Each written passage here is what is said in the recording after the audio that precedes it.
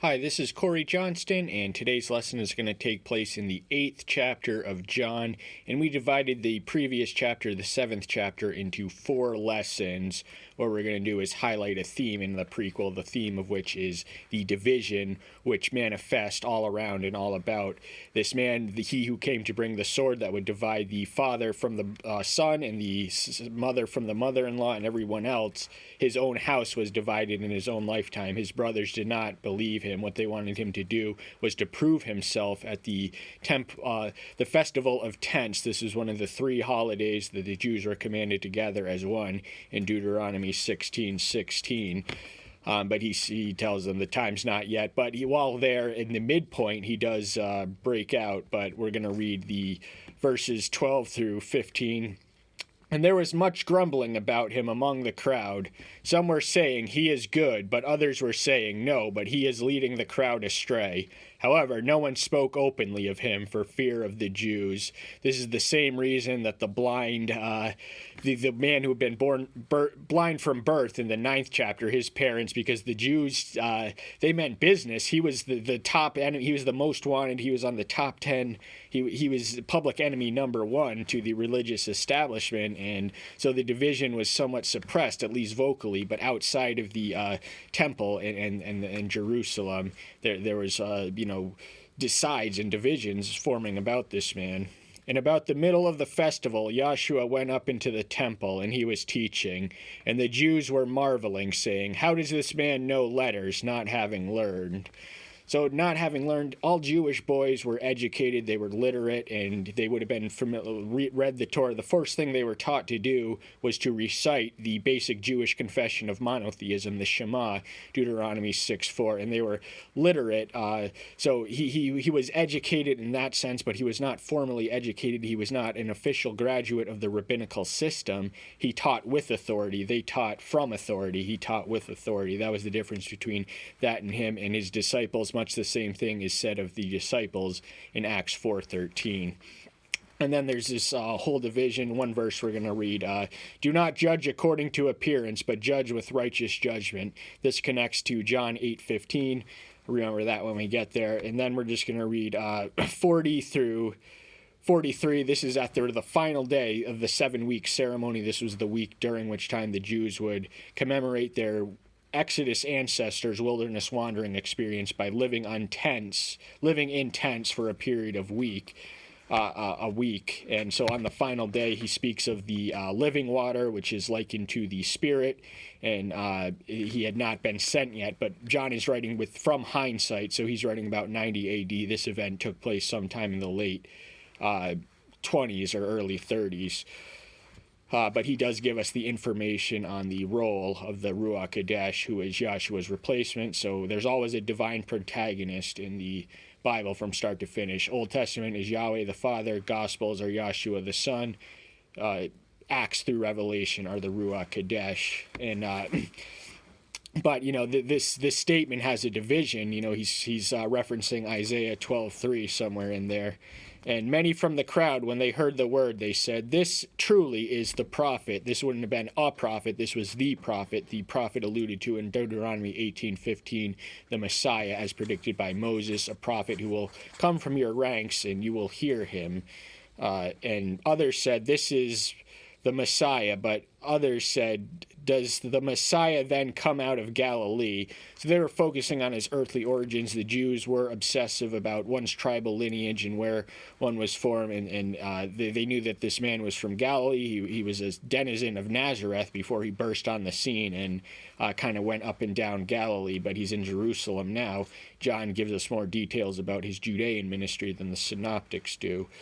And did not the scriptures say the Messiah comes from the seed of David in the village of Bethlehem, where David was? This was predicted in Micah 5:2. It also that prophecy also indicates the eternal divine element in the human Messiah who is to be born of a woman. But they didn't know his lineage, but they knew the scriptures. So the thing was that he was a descendant of David. His genealogy is documented by that genealogy is documented by Matthew, his Jewish genealogy. Luke does the Gentile one. or rather, he goes all the way back to Adam to stress his Gentile origins. But the mother, one of them handles, Matthew does the father's side. So both his mother and father were descendants of David. Joseph was a descendant of Solomon, and Mary was a descendant of Nathan, one of Solomon's other sons.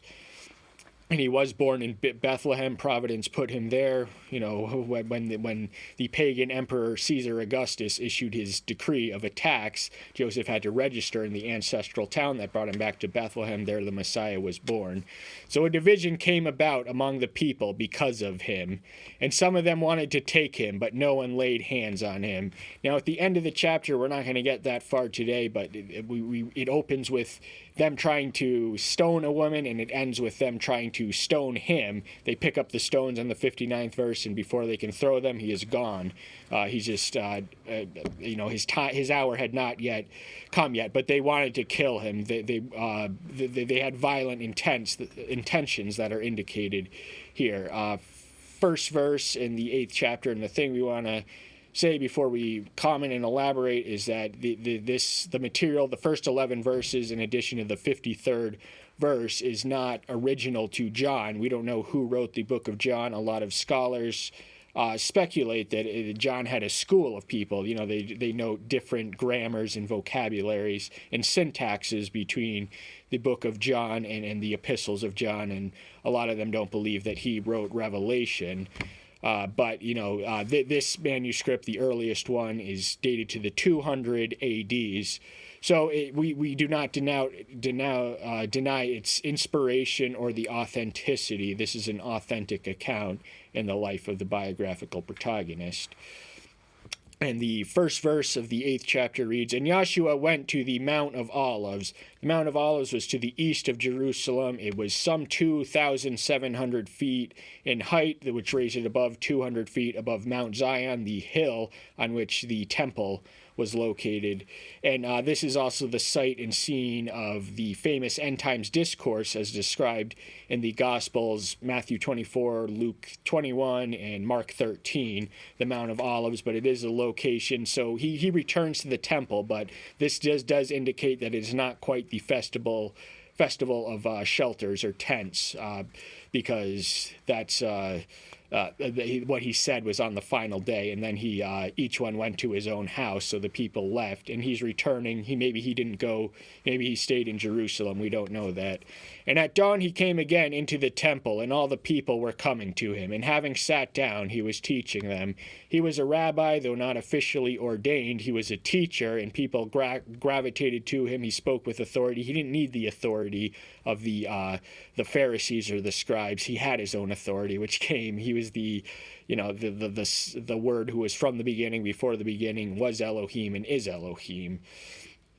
And so there's a certain magnetic attraction between people and who are there for the temple. That would have been a place of learning. And he is somewhere, the temple is a massive complex. So somewhere in the large vicinity, he is there. But I think we have an indication of where he is in the 20th verse. He's in the women's court.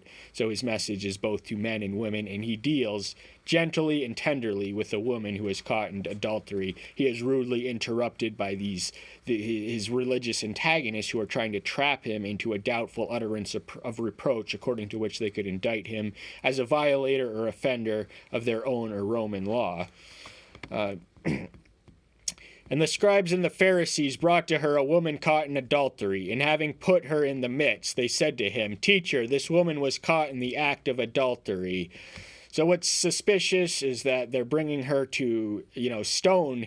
They give them the option. They eventually recite the law of Moses, but adultery takes two to tango. You cannot commit adultery by yourself. In the strict reading of the law, that the punishment that they wanted to inflict, the male counterpart was liable to the same subject, same penalty, but they're slightly misleading, because the death penalty by stoning was, I think, only exclusively reserved for virgins who were betrothed, and according to who the male who seduced her would have been likewise killed. But adultery was a very serious sin. It is morally polluted sin, and Yahshua is not soft on sin, but he is able to forgive and heal and make whole. and we'll read what his attitude and dispositions are. But the Pharisees are sinners themselves when we play religious detective and are more worried about the sins of others. And first off, their sin, this woman was a tool and a prop. They could care less. They wanted to trap him. They were indifferent to her life or death, because if he said stone her according to the laws of Moses, he would have been taking the law into his own hand, and that was illegal for subject people in the Roman Empire to do. They had to get the request and permission, and if he said that let her go, then he would have been a violator of the Mosaic law. Remember, they're trying to get him as a violator or offender, according to which they can indict and ultimately execute him as a violator of their own law and the Roman law. So the law they eventually settled on was blasphemy, and the violation was declaring himself king. And in his conversation with Pilate, the dialogue in the judgment that we read of in the 18th chapter, he explains that his kingdom is not of the earth, and Pilate tries to let him go 3 times, but these Jews are a lot more hostile to them. And in the law Moses commanded us that such should be stoned. What then do you say? So we already commented much on that, but the law, this woman, the details and specifics, so much was missing to make a case against her. First off, adultery is impossible to commit alone, unless, of course, adultery with the eyes, and everyone does that. It's just human nature. But, just to look at a member of the opposite sex with lust in your eyes is elevated to the moral equivalent of adultery in the Sermon of the Mount, Matthew 5:28. But in actual physical coitus, it does take 2 to tango, and there's no principle of equitable jurisprudence, and they're maligning the law, and Yahshua knew it. But what he does is quite artful in his response, because remember, the 2 options that he takes a third option. He digs a way out, and he narrowly evades. He debates them on his own terms. He does not allow them to define the direction of the debate. And this they said, trying him, so that they might accuse him. But Yahshua, bending down, wrote on the ground with the finger, as though he did not hear. This is the only recorded indication of him writing anything. He wrote none of the New Testament. He is the inspiration and example of the New Testament, but the fact is that he wrote none. But of course he was literate, as we already explained. Obviously he couldn't have taught in the temple unless he could read the scriptures. But he's writing with his finger, and what it is a mist. And he's saying, he's conveying the impression that what you have, what you say is not important. Watch what I do. He's indifferent to their clamoring. He's 10 steps ahead of them. First off, he can read the minds and motivations of the heart even before some of the Jews express their thoughts out loud. Oftentimes we catch him reading their thoughts. But what he wrote, it is a not implausible conjecture that he was writing the sins of the people in there, because he had supernatural subterranean insight into them. But as they kept on questioning, he straightened up and said to them, "He who is without sin among you, let him be the first to throw a stone at her." He who is without sin, let him cast the first stone, is, I believe, the most familiar translation. But the same thing is communicated in here. It's not without her sin, it's without any sin. So adultery is one of the things that a lot of adulterers are there's a lot of whipping boys in Christianity, adulterers, homosexuals, divorcees, but those aren't the only sins in the world, and a lot of churches exclude these people just for being that category of sinner. But sin is sin, and they were sinful. They were harboring sin in their heart to get rid of. They were harboring the sins of the spirit, the judgmentalness that just plays the religious detective, and would actually use this woman as a prop with a righteous facade for an unrighteous cause. And bending down again, he wrote on the ground. So he repeats, he does the same physical motion. He gets up, and what he's probably writing now is the sins of every member, because it pricks their conscience. They are instantly convicted, and then they leave. And eventually it's just him and the woman, and we'll get there soon. And when they heard it, being reproved by conscience, went out one by one, beginning from the older ones until the last. And Yahshua was left alone, and the woman standing in the middle. So they came to expose a sinner and punish a sinner and judge a sinner, but they ended up being judged. He alone was sinless, and he proved it by knowing their sins. He only a divine one could do that, and they are instantly pricked.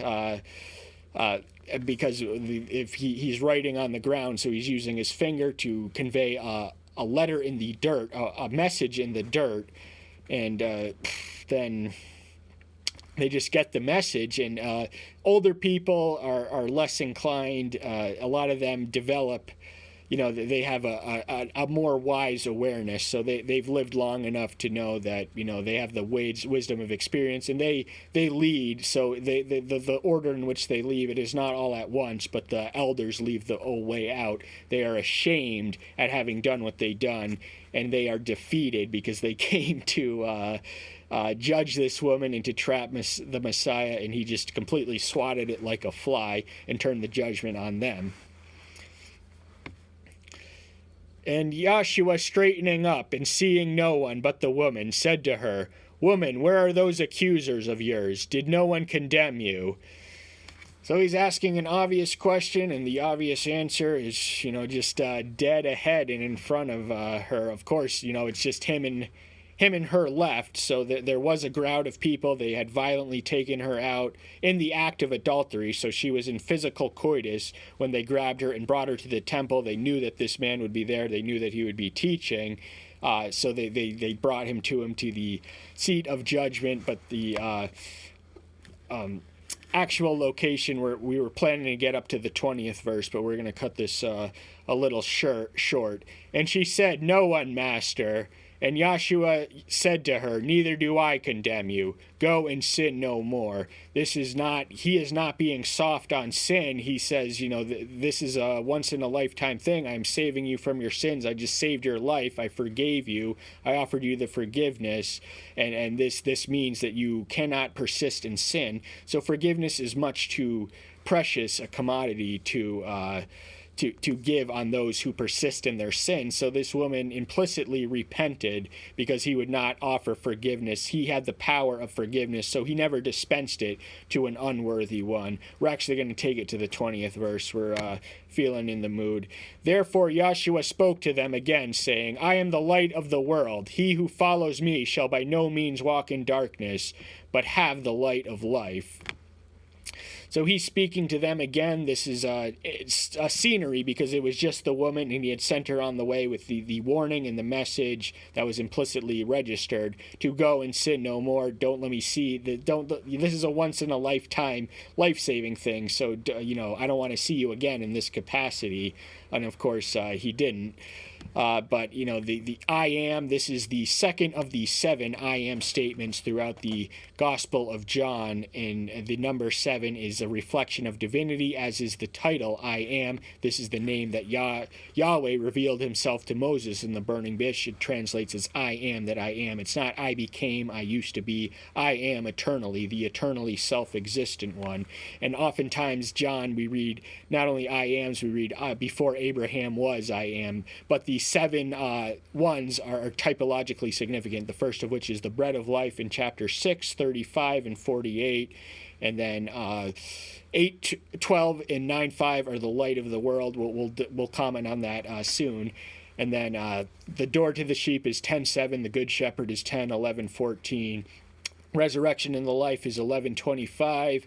Way, truth, and life is 14:6, and then the divine vine is 15:1 and 5. Those are the 7 I am statements. We're going to focus on this one, the light of the world. The trajectory of light is established early in the Gospel of John. The darkness shines, the light shines, but the darkness comprehendeth not.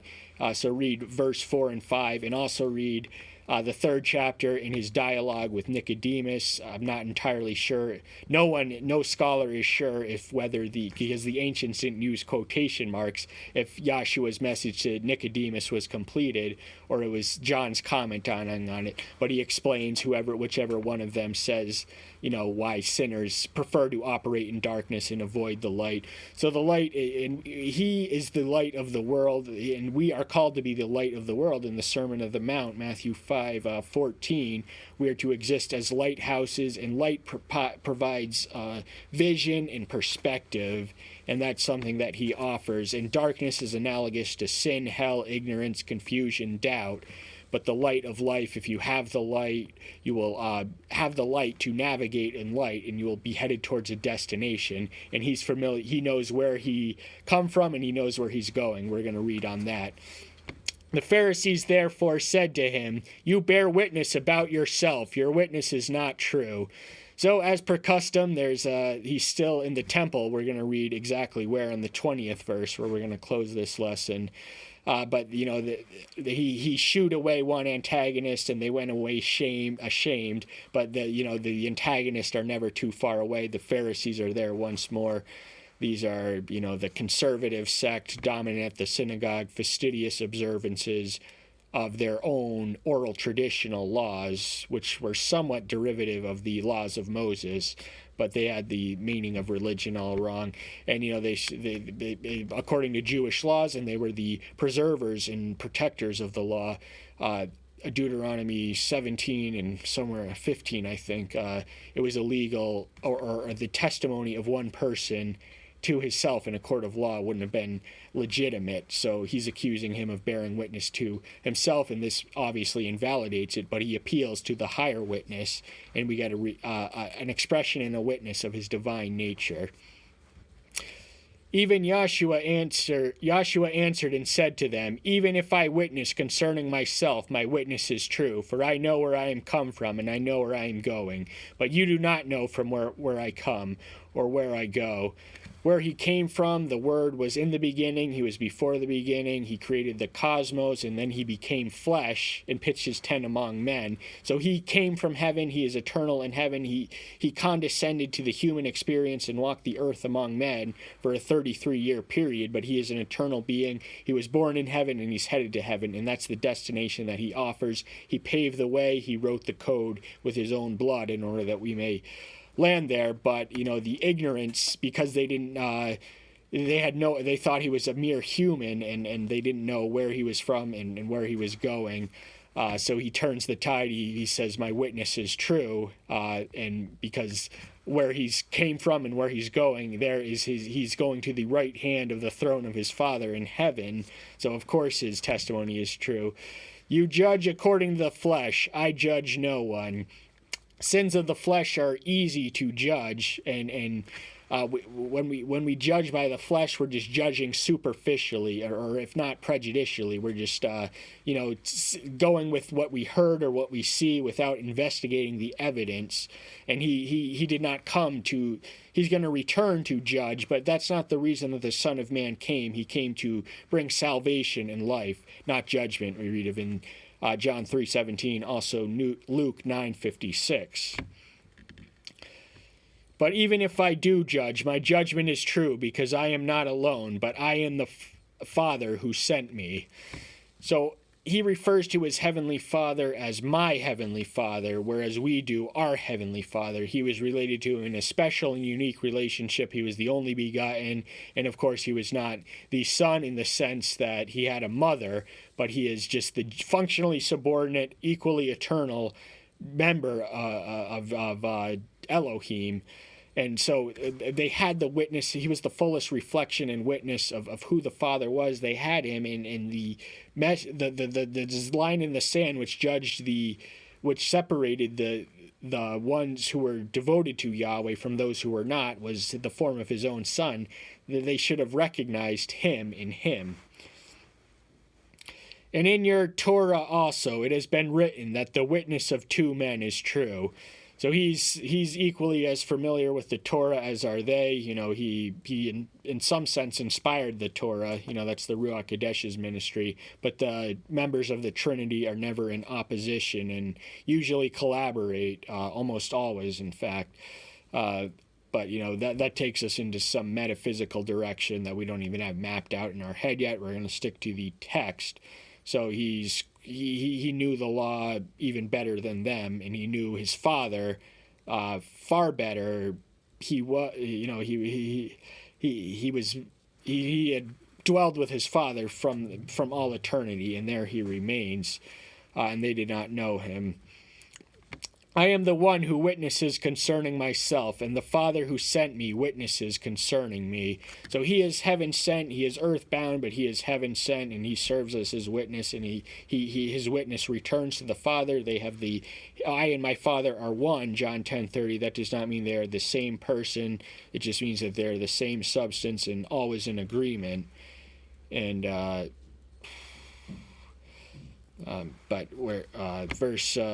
So to accept him is to accept the Father, and to embrace him is to embrace the Father, and to worship him is to worship the Father. And a lot of people feel a lot more intimately connected. There are certain churches, one of them is the Baptist one. They're Christ-centered, as they call him. And in your Therefore they said to him, Where is your Father? Yahshua answered, You know neither me nor my Father. If you knew me, you would have known my Father also. So obviously his Father was in heaven, but they didn't know that he was talking about his heavenly Father. They as far as they knew, they were talking about his biological Father. But he's saying they are estranged from the one that they claim to be so close to, and claim to be so connected to, and claim to be the official and authorized representatives of. But to return to the earlier point, that churches that exalt members of the Trinity, Yahshua is the most human person. So in that sense, he is the most one. But just to return, we're just going to close with the 20th verse. These words Yahshua spoke in the treasury, teaching in the temple, and no one laid hands on him because his hour had not come yet. So he spoke. The treasury would have been near the front and center. So the temple, and I probably should have drew a map, but I didn't. There was the front stairs, and then there was the women's court, and then within was the sanctuary and the altar and all that stuff beyond. So in the front was the women's court, and there was I think the Nazarites had a den in the corner, one of the corners, and there was the oil and wood supply in the other corner. And I think there was a Levitic, but in between that was the women's court. So his message is for both man and women. I'll tell a quick story. A man and a woman arrive in heaven at the same time, and they are both let in by St. Peter, and then he shows them to their respective quarters. The man receives a palace, the woman receives a mansion, and the man, being one who had spent his life on earth fighting for equality for women, is perplexed to see that the earthly injustice and inequality is reflected in heaven. So he goes to St. Peter and he protests it, and he says, Hey, new guy, you haven't been here that long. We got plenty of women up here, but you're our first man. Now that the laughter may or may not subsided, he is the expression, and Yahweh has spoken in various and sundry ways through his prophet, but most fully and forcefully and finally in the form of his Son. He is the Word, and he is the Word of Elohim, and that is one of his titles, and that's all the time we have for today. We'll pick this up. We'll probably take it to the 42nd verse in the next lesson. That's all for now. Thank you so much. I'll see you soon. Take care. Bye-bye.